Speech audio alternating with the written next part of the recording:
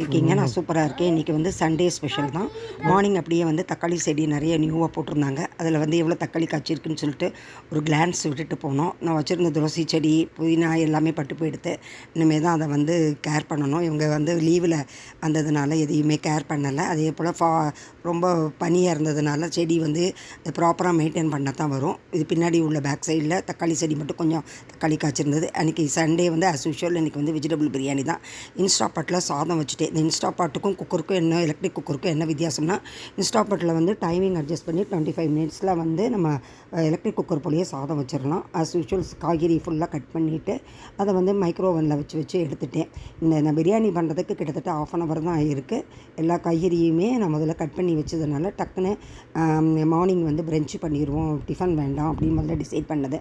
அப்புறம் பேரனுக்கு தோசை புதினா சட்னி அரைச்சேன். புதினா சட்னியே நிறைய அரைச்சதுனால பிரியாணிக்கு வச்சாச்சு. ரஸ்க்கு ஆஸ் யூஷுவல் ரஸ்க்கு போட்டு எல்லா காய்கறியும் இது பண்ணி என்னுடைய பிரியாணி ரெசிபி வந்து பழைய வீடியோவில் வந்து நிறைய தடவை போட்டிருக்கேன்.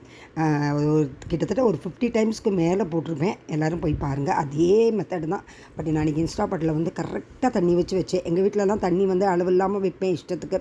இங்கே வந்து கரெக்டாக வச்சேன். பாசுமதி ரைஸ் கிடையாது, வீட்டு ரைஸ் தான். அதனால் வந்து நல்லா உதிரியாக சாதம் சூப்பராக வந்தது. இது சோனா மசூரிங்கிற ஒரு ரைஸ் இங்கே தான் இங்கே ஃபேமஸ் போலுக்கு. அந்த ரைஸ் தான் போட்டேன். சாதம் சூப்பராக வந்தது. கொஞ்சம் வந்து 1/2 kg போட்டுட்டேன். கொஞ்சம் நிறையவே பண்ணிட்டேன். ஏன்னா எல்லாத்துக்குமே பிடிக்கும். காலையில் மொத்தமாக சாப்பிட்றதுனால எல்லாருமே நல்லா சாப்பிடுவாங்கன்னு சொல்லிட்டு இன்றைக்கி பிரியாணி வந்து சூப்பராக இருந்தது.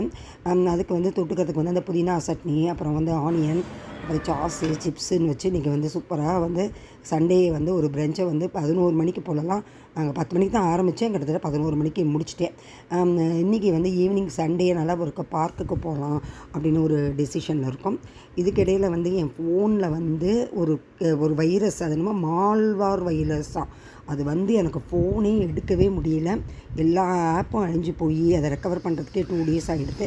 பட் வந்து அந்த ஆப் இல்லாமல் புது கைன் மாஸ்டர் வியூவில் வந்து நான் இன்றைக்கி எடிட் பண்ணுறேன். பட் இது ரொம்ப கஷ்டமாக இருக்குது. எனக்கு எடிட் பண்ணவே தெரியல. ஏதோ பண்ணி தான் இன்றைக்கி போட்டிருக்கேன். சாயங்காலம் பார்க்குக்கு போய் இந்த பார்க்லேயும் வீடியோ எடுத்து ஏதோ நான் ரெக்கார்ட் பண்ணி எடிட் பண்ணுறேன். அந்த பழைய கைன் மாஸ்டர் கிட்டத்தட்ட 3 years-ஆக ஒர்க் அந்த எடிட்டிங் ஆப்பில் தான் ஒர்க் பண்ணுறேன். அதை வந்து எனக்கு வந்து அந்த ஆப்பை எல்லாம் அழிச்சிட்டு அந்த வைரஸ் எடுத்ததுனால இது வந்து இப்படி தான் இருக்கும், இவ்வளோ கஷ்டமாக தான் இருக்கும் அப்படின்ட்டாங்க. சரி நம்மளும் ட்ரை பண்ணி பார்ப்போம்னு சொல்லிட்டு நான் பண்ணி பார்த்துக்கிட்டு இருக்கேன். என்னமோ அது வைரஸாக, அது அங்கே இருக்குது, இந்தியாவில் இருக்கிற வரைக்கும் ஒரு வைரஸும் அல்ல. இது வந்து ரொம்ப கொடுமையான வைரஸாக. சரி இந்த வைரஸ் போனையாவது தாக்கினது நம்மளை தாக்காமல் அப்படின்னு சொல்லிட்டு கொஞ்சம் சந்தோஷப்பட்டுக்க வேண்டியதுதான். இந்த ஃபோனில் வந்து அந்த வைரஸினுடைய எஃபெக்ட் வந்து அவ்வளோ மோசமாக இருந்தது. பட் எப்படியோ ரெக்கவரி ஆயிடுச்சு. கண்டிப்பாக நீங்கள் வீடியோ பார்ப்பேன்.